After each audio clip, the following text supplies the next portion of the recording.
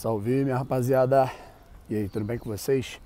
Daniel Browne falando diretamente aqui do condomínio de Rafa Moraes, sem Rafa Moraes, é isso mesmo, eu tô saindo agora. São aproximadamente 10h30 aqui da manhã, já tô aqui em São Paulo. E aí, Rafa Moraes não para de dormir, moleque. E eu não vou deixar de beber, é óbvio, tomar um negocinho antes de assistir a Botafogo e São Paulo no Morumbi. Portanto, já estamos saindo aqui, depois o Rafa vai me encontrar por lá.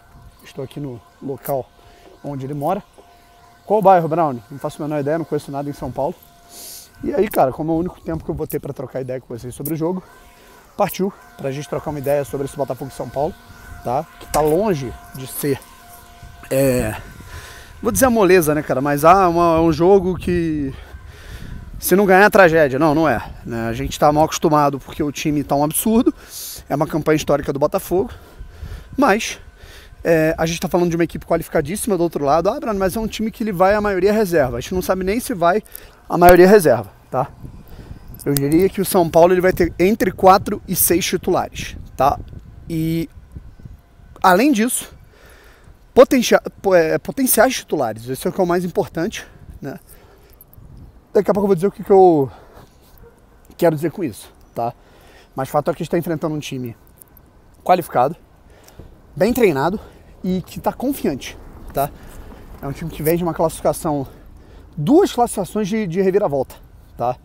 O São Paulo saiu atrás contra o São Lourenço e reverteu o cenário do Morumbi. A mesma coisa com o Corinthians numa semifinal de Copa do Brasil. São Paulo vem, inclusive, fazendo uma Copa do Brasil histórica, né?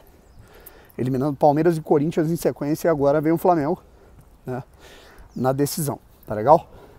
Bom, a gente vai trocar essa ideia aqui sobre o jogo, né, e também dizer o que pode ter nessa escalação do Botafogo, o que não pode ter.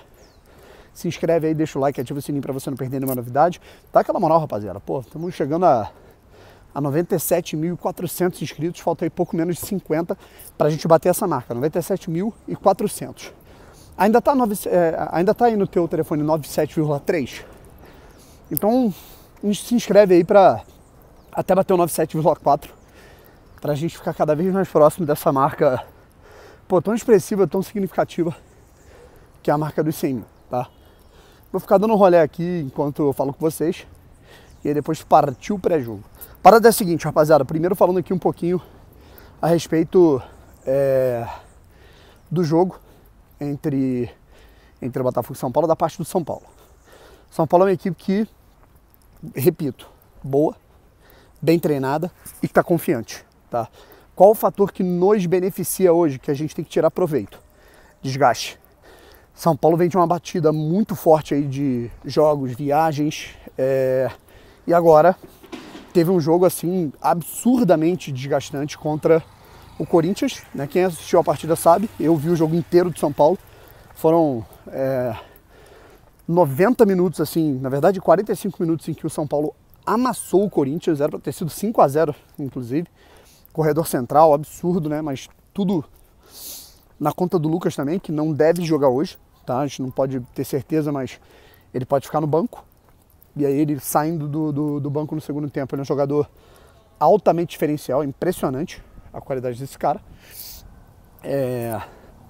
E o Lucas, cara, apesar de não jogar, é uma peça diferencial que pode aparecer no segundo tempo. O São Paulo, ele foi numa batida contra o Corinthians muito forte no primeiro tempo.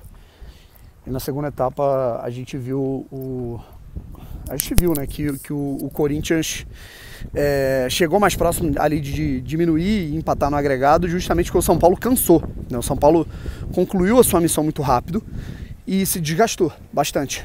Então foi um fator que acabou prejudicando o São Paulo, foi esse aspecto físico. Então, num determinado momento, o São Paulo pode se desgastar e o Botafogo, fisicamente, ele é mais preparado do que o São Paulo. Vou voltar para cá porque eu tô contra o vento.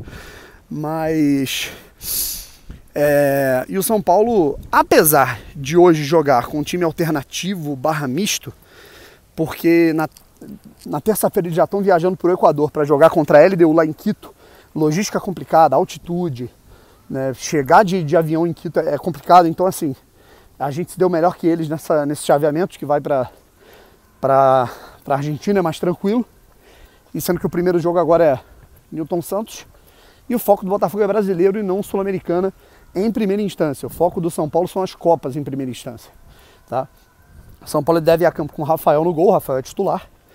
Natan na lateral direita, que é o reserva do Rafinha. Já é um adianto, porque o Rafinha tá jogando muita bola. A zaga composta pelo... Aí a gente tem duas possibilidades. Ou a zaga que vem sendo titular, Beraldo e Diego, né? Ou o Arboleda, que é potencial titular. É um cara que briga também, não deixa em nada a desejar. Inclusive o Arboleda fez uma partida... Se o São Paulo está vivo na Copa do Brasil, tem a ver com a partida do Arboleda contra o Palmeiras de volta no Allianz nas quartas de final. Tá? O meio campo que ele pode ter Pablo Maia, Gabriel Neves, o Nestor tá fora. Tá? Rames Rodrigues, certo? Além do Rames, a gente pode ter o Luciano e o Juan, lembrando que o Wellington Rato está suspenso e o Lucas pode ser poupado. Tá? Tem impressões que eu estou esquecendo algum jogador da equipe do São Paulo ali no meio campo, certo? Rodrigo Nestor não joga, eu falei Pablo Maia, eu falei Gabriel Neves, enfim, né? São esses os jogadores que eles podem atuar pela equipe do São Paulo hoje. Esse terceiro homem de meio campo é uma incógnita, não sabe nem se vai ser um terceiro homem do meio campo ou se vai ser um jogador pelos lados, né? Porque o São Paulo tem dois desfalques, né? Um no meio, que é o Nestor, e o outro na ponta, que é o Wellington Rato. Tá? Enfim, mas de qualquer maneira o Juan é um jogador qualificado, o Luciano é um jogador potencial titular, como não jogou, estava suspenso contra o Corinthians, joga agora. Rames Rodrigues é um cara que com o tempo ele vai virar titular do São Paulo, então a gente está falando de um time que ele vai ter 4 titulares, mas dentre os 6, 5 reservas, são 2, 3 caras que podem abocanhar a posição ao longo do tempo. Então não tem jogo fácil, cara, não adianta. Vai ser uma partida dificílima contra um time que é muito qualificado. Tá? Bom, continuando. Botafogo, rapaziada.